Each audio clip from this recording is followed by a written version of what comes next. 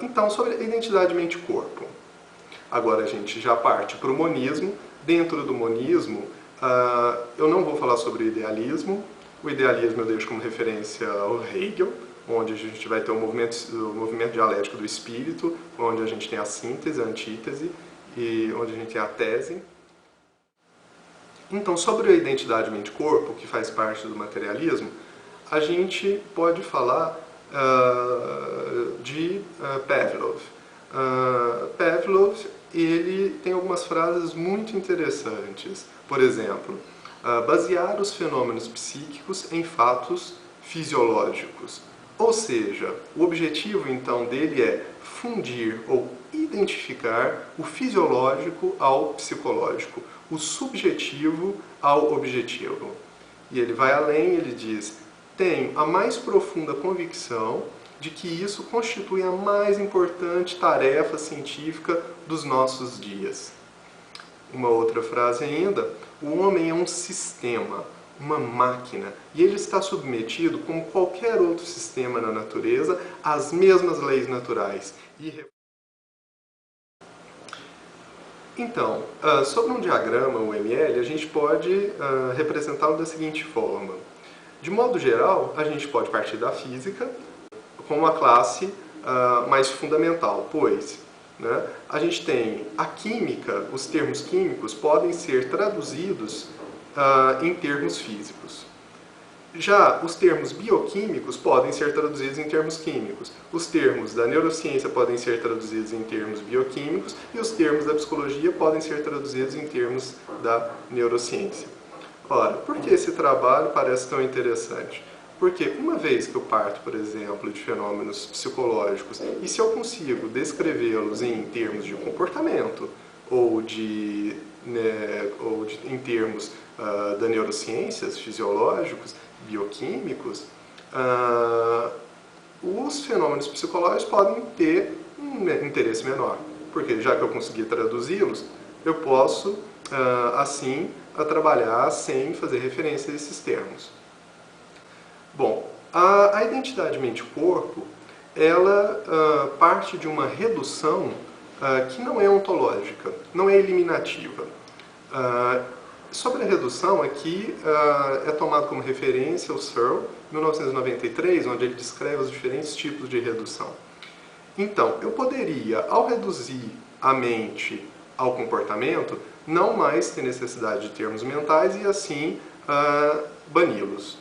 Ao reduzir a mente a termos bioquímicos, eu poderia não mais ter necessidade de termos mentais e trabalhar somente ao nível fisiológico.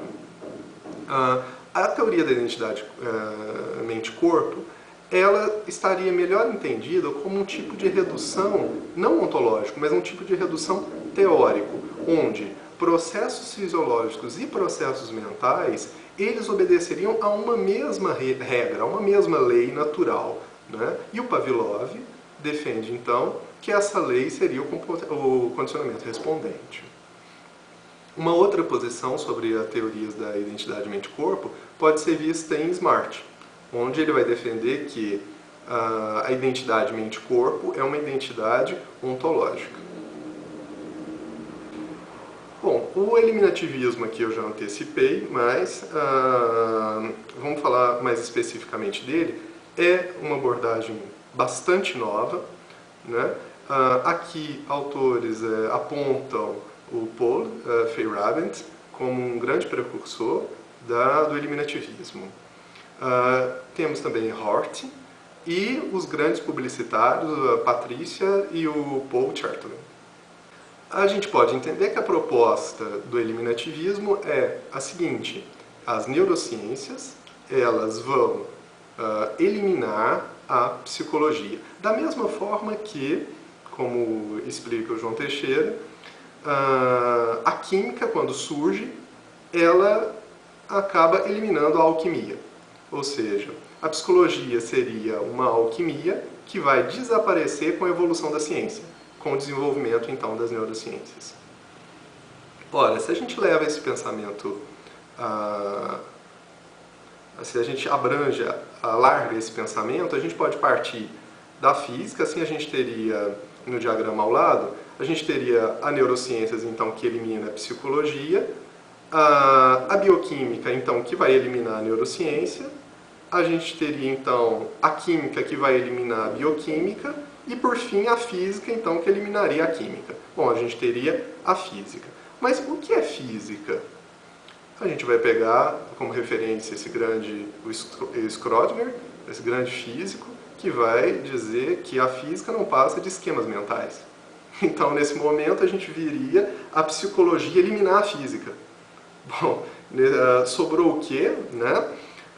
Talvez sobre nada com esse processo de eliminação, e talvez o que a gente esteja falando aqui é de um processo de se tornar um daqueles zumbis de que fala o David Chalmers, né? Sobre o emergentismo e a superveniência agora. Bom, aqui a gente vai demorar um pouco mais, porque exatamente é o ponto de vista que a gente toma partido.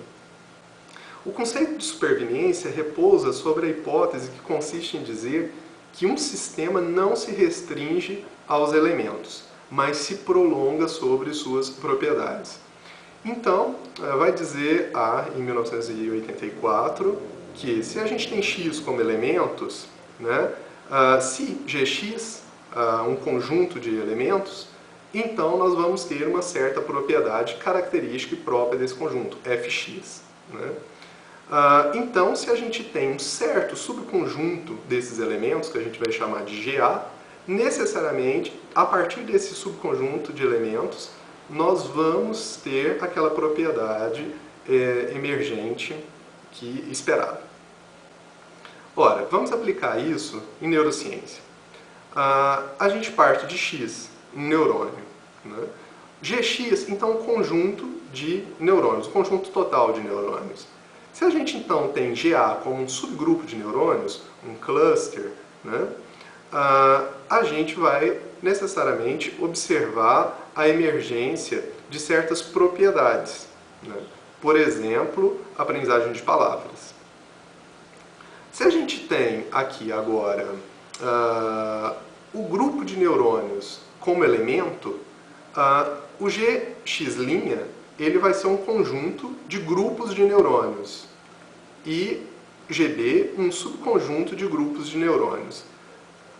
Desse modo, dado GB, a gente vai aparecer uma propriedade emergente que a gente vai chamar de FB a um outro nível, né, que seriam as redes funcionais, ou seja, a interligação entre clusters de neurônios.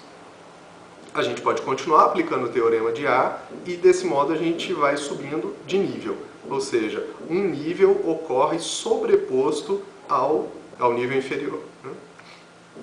Desse modo a gente tem x duas linhas como redes funcionais, Gx duas linhas como um conjunto de redes funcionais, e se a gente toma um certo subconjunto de redes funcionais, a gente poderia chegar a lobos cerebrais e, enfim, por exemplo, ao cérebro como um todo.